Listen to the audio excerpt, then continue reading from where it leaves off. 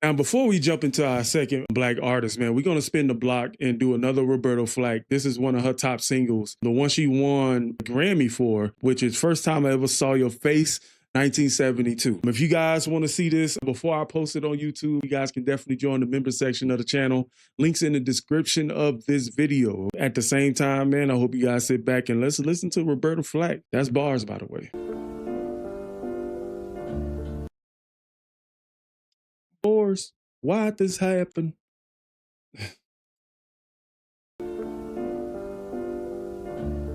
The first time ever I saw your face,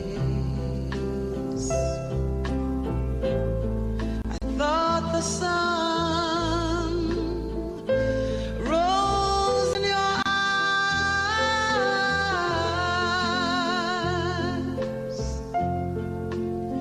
and the moon and the stars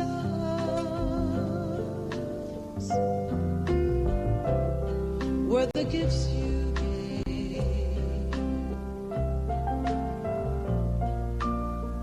to the dark and the endless skies, my love.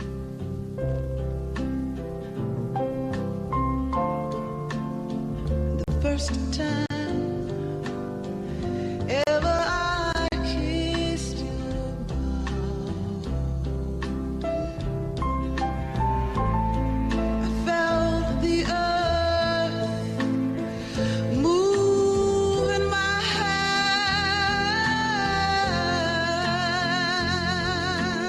Oh, I see why she won that Grammy. And it did mention in a little bit of her bio that she was classically trained. I feel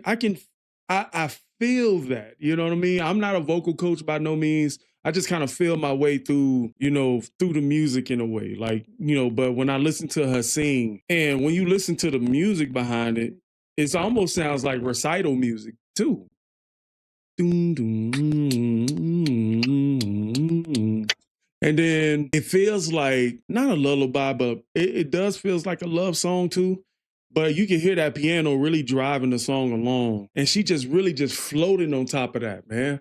Like these classic singers, these classic artists, man, I wish they had trained some of the artists today. I wish they had continually made music for the newer musicians that we have today, because the 50s and the 60s produced some of the most prolific singers of our time. Well, no, let's put the 40s, the 30s, 40s, and 50s. Yeah. The earth move in my hand,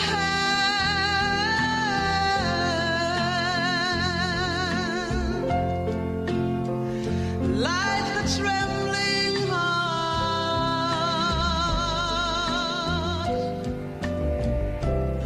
of a captive bird. Is that she, ain't it? That was there. I ain't gonna front, that kind of look Native American with the patterns. That was there. A mighty man.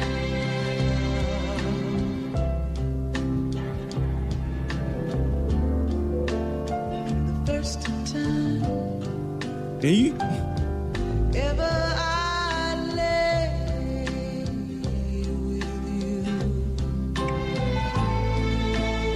I felt your heart so close. and hear that violin really giving the song volume, and it's kind of like helping, it's a great support for her vocal when she starts to lead up and go out and rise her vocal tone a little bit. Your heart so close to mine,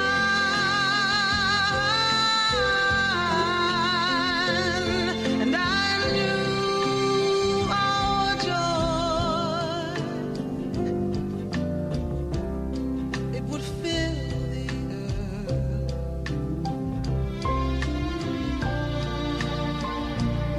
last